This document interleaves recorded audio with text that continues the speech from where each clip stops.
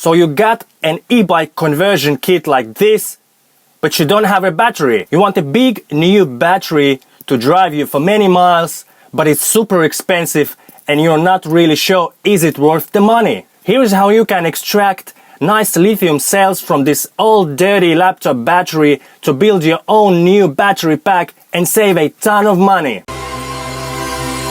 So guess what? Old laptop batteries contain a lot of good lithium-ion cells with enough capacity to build a nice new battery pack. That's right, I've noticed that approximately 60% of those cells are in great shape.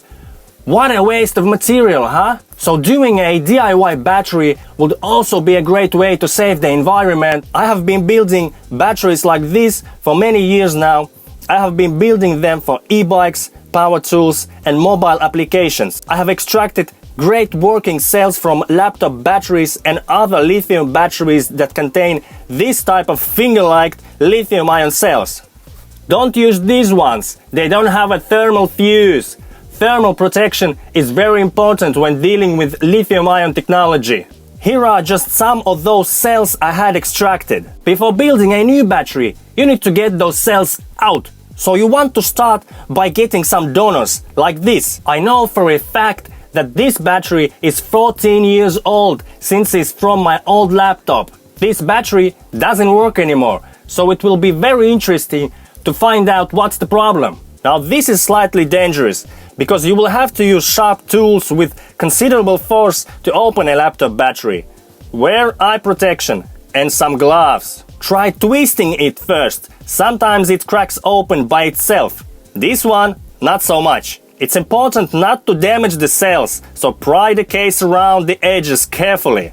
If you damage a cell, don't worry, it won't blow. It will smell bad though.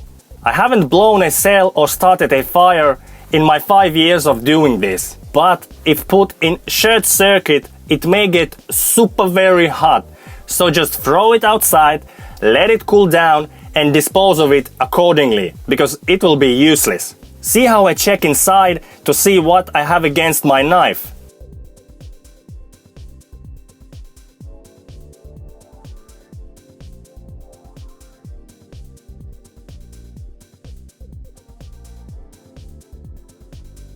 Great! Look at those beautiful cells.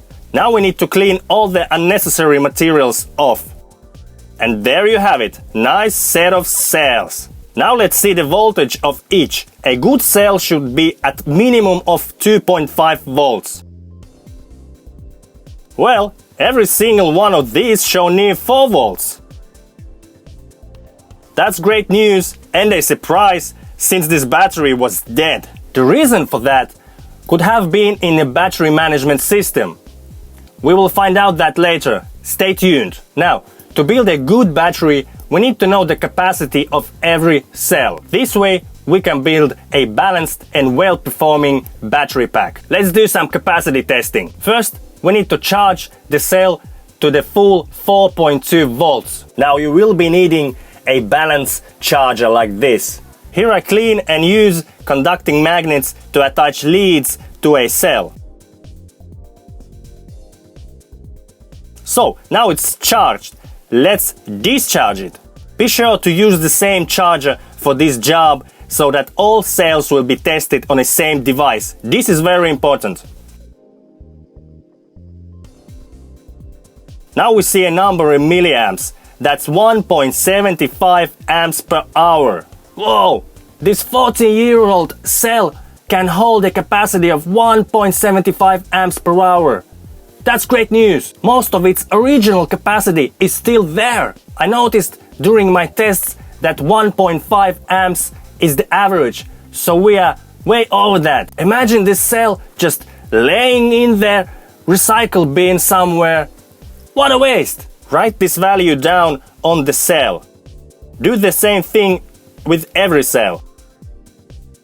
Other ones showed slightly different values, but they are all higher than the average. This means that this donor battery had problems with electronics and not the cells. This is actually a very typical situation.